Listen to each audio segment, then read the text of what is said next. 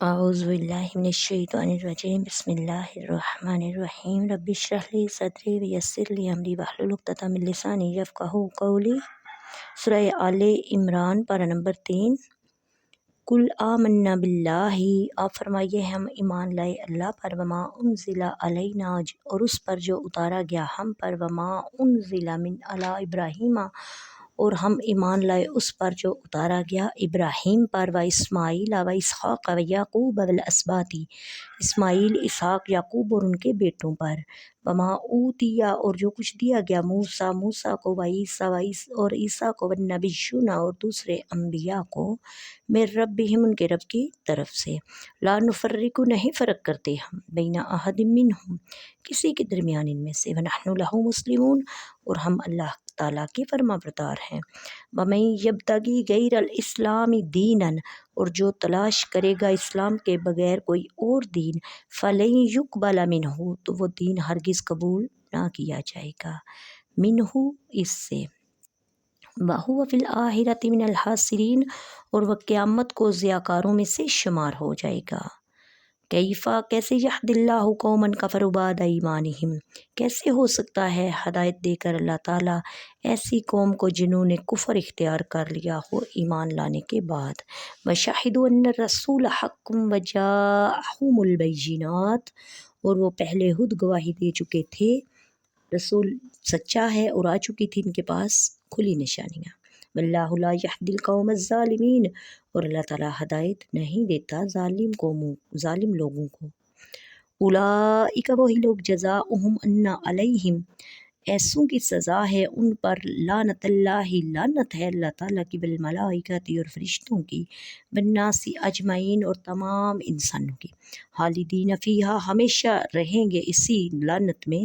لا یخفف عنہم العذاب، ان سے ذرا بر ہلکا نہ کیا جائے گا عذاب کو، ولا ہم ینظرون، اور نہ ہی انہیں مہلت دی جائے گی، الا الذین تابوا، مگر وہ لوگ بجز اس کے جنہوں نے سچے دل سے توبہ کی، من بعد ذالک واصلحوا، اس کے بعد کہ اپنی انہوں نے اصلاح کر دی، فإن اللہ غفور الرحیم، تو بے شک اللہ تعالیٰ غفور الرحیم ہے، انہیں بخش دے گا۔ ان الذین کفروا بعد ایمانہم، یقیناً وہ لوگ جنہوں نے کفر اختیار کیا بعد ایمانہم، ایمان لانے کے بعد، ثم ازدادوا کفرا،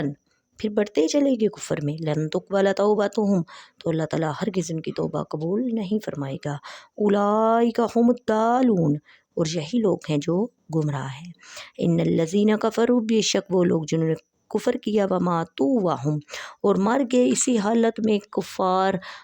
کہ وہ کافر تھے، وماتوا وہم کفار، اس حالت میں مرے کہ وہ کافر تھے، فلن یقبل من احدہم ملء الارض، تو ہرگز قبول نہ کیا جائے گا ان میں سے کسی سے زمین بھر سونا ہو، اگرچہ والا وفتدی بہ، اگرچہ وہ اپنی نجات کے لیے عوضاً دے دے اتنا سونا، پھر بھی ان کی بخشش نہیں کی جائے گی، ان کی توبہ قبول نہیں کی جائے گی۔ اولئک لہم عذاب علیم، ایسے لوگوں کے لیے عذاب ہے دردناک، وما لہم من ناصرین، اور ان کا کوئی مددگار نہیں ہے۔ بسم اللہ الرحمن الرحیم، تفسیر سورہ آل عمران، آیت نمبر 84۔ قل آمنا باللہ، اور تم یوں کہو کہ ہم اللہ پر ایمان لاتے ہیں۔ یہودیوں اور عیسائیوں نے تو یہ کیا کہ کچھ نبیوں اور کتابوں پر ایمان لائے اور کچھ پر نہیں۔ ان کے مقابلے میں مسلمانوں سے فرمایا جا رہا ہے کہ تم سب نبیوں، سب کتابوں اور سب پر ایمان لاؤ، خواہ وہ ابراہیمی صحیفے ہوں یا حضرت موسیٰ علیہ السلام کی کتابیں یا دیگر انبیاء کے صحیفے، ہمیں سب کو ماننے کا حکم ہے، البتہ ہمارا عمل صرف قرآن پر ہوگا، اور ہماری اطاعت و اتباع صرف حضور صلی اللہ علیہ وآلہ وسلم کی ہوگی۔ فَمَن یبتغی غیر الاسلام دینا، اور جو کوئی اسلام کے علاوہ کوئی اور دین چاہے گا، اللہ تعالیٰ نے واضح طور پر قرآن پاک میں کئی جگہ پر فرما دیا کہ اللہ عز و جل کے نزدیک پسندیدہ دین صرف اسلام ہے، اسلام کے علاوہ کوئی دین اللہ کی بارگاہ میں قبول نہیں ہے۔ اسلام کے علاوہ کسی دین کی اخلاقی باتوں پر جتنا چاہے عمل کر لے، جب تک مکمل طور پر بطور عقیدہ اسلام کو اختیار نہیں کرے گا، اس کا کوئی عمل بارگاہ الہی میں مقبول نہیں ہوگا۔ اب اسلام سے مراد وہ دین ہے جسے حضرت محمد صلی اللہ علیہ وآلہ وسلم لے کر آئے۔